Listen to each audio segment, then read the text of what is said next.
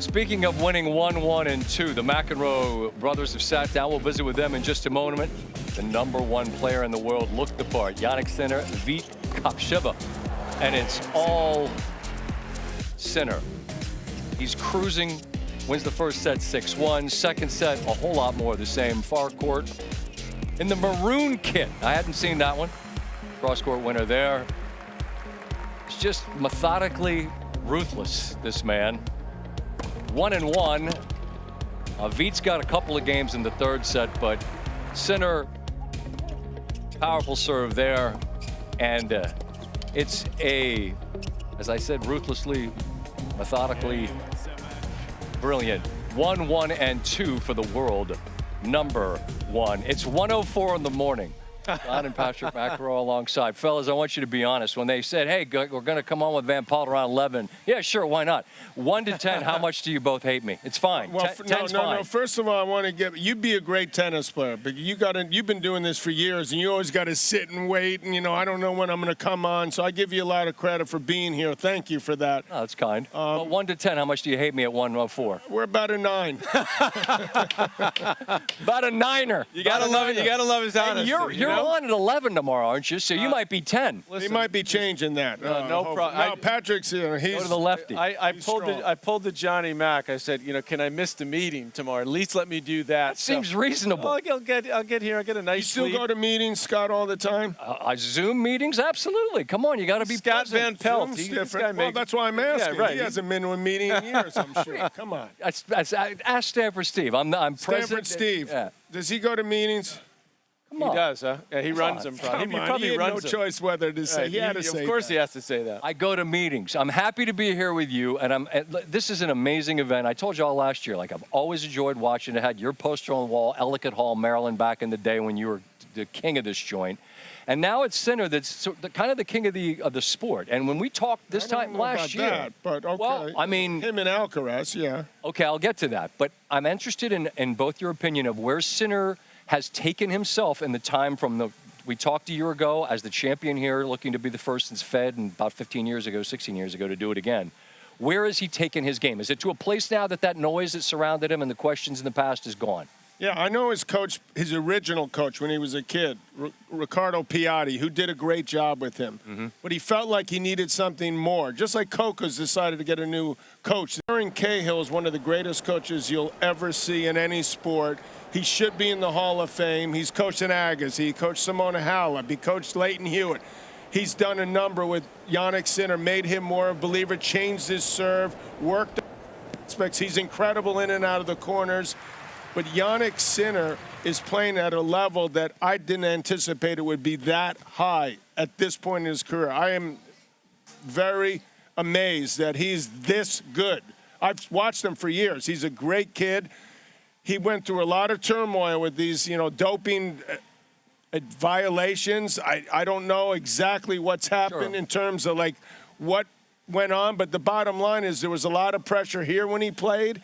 He handled that. He went to Australia. It was revisited. He handled that great. He got 3 months. Maybe that could have helped him a little bit to sort of regroup. So all in all, he's been a huge plus for our game.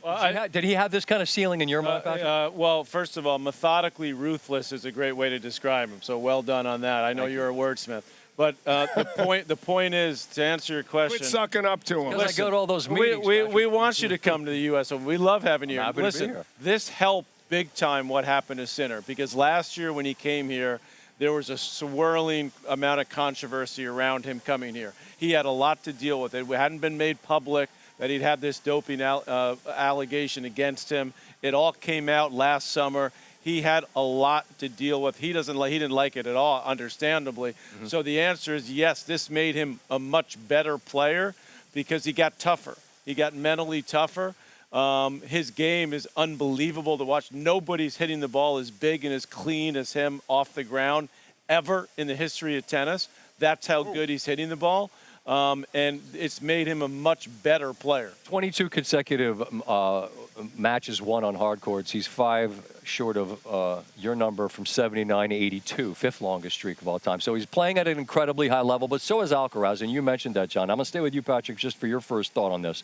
Are they eye to eye, in your estimation? Are we putting one above another? I mean, I know only one can be seeded 1 or ranked number 1. Do you see them as eye to eye at the moment? I give Sinner the slight edge at the moment, although when you look at just the head-to-head, it favors Alcaraz, and obviously pretty significantly. Very significantly, but this year you got to look at the fact that Sinner's won 2 of the 3 majors, wins Wimbledon for the first time, and overall he's more consistent.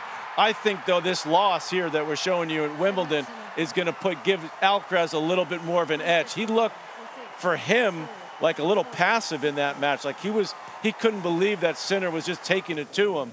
And I think he's going to come. He came here to New York thinking, okay, now I've got something to prove.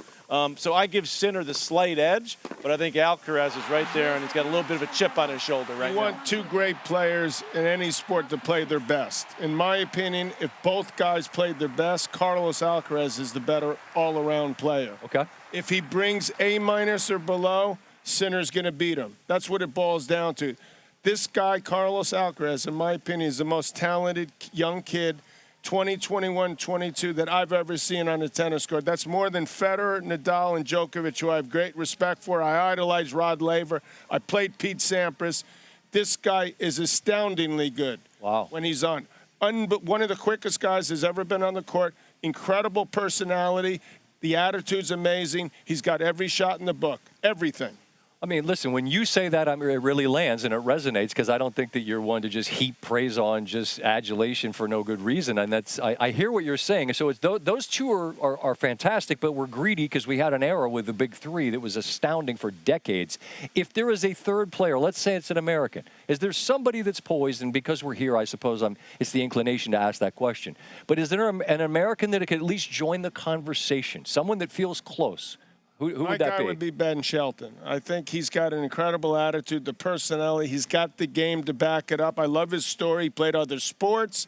I've been preaching that at my academy with Patrick for years. He went to college to sort of mature a little bit. The guy was number 5 on the team his freshman year. Right. Won the NCAAs as a sophomore. It's happening slowly but surely. He's a way better player than he was when he joined the tour. He's a threat. He's lost to these guys. He lost to Alcaraz at the French. He lost to Sinner at Australia. He realizes there's a gap. There's a ways to go, but he's getting closer. And if I had to pick one guy, American, it would be him. And Patrick, we were having this conversation earlier tonight, and I think I frame it this way because I watch all sports, and maybe this analogy falls flat. If it does, please tell me. But you see in other sports where there's a growth where you learn through defeat, and you advance a little bit, right? Maybe your Knicks climbed a hurdle. Maybe next year is to the finals. Maybe that's a process. Can that happen in tennis?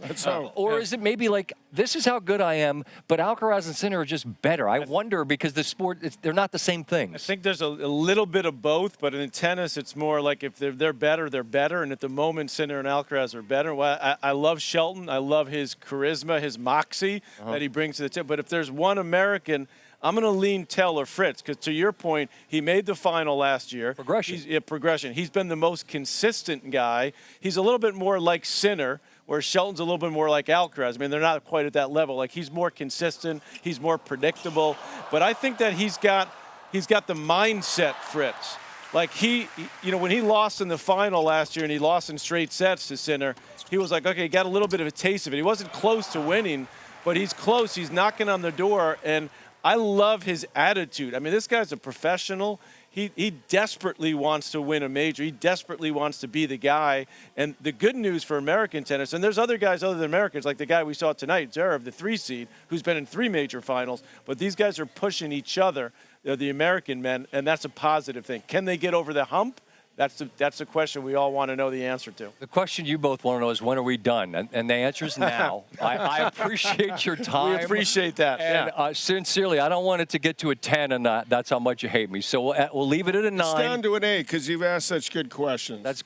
Now you're the one sucking up. I never in my life thought that Johnny Mac would be by my side. Still an 8, though.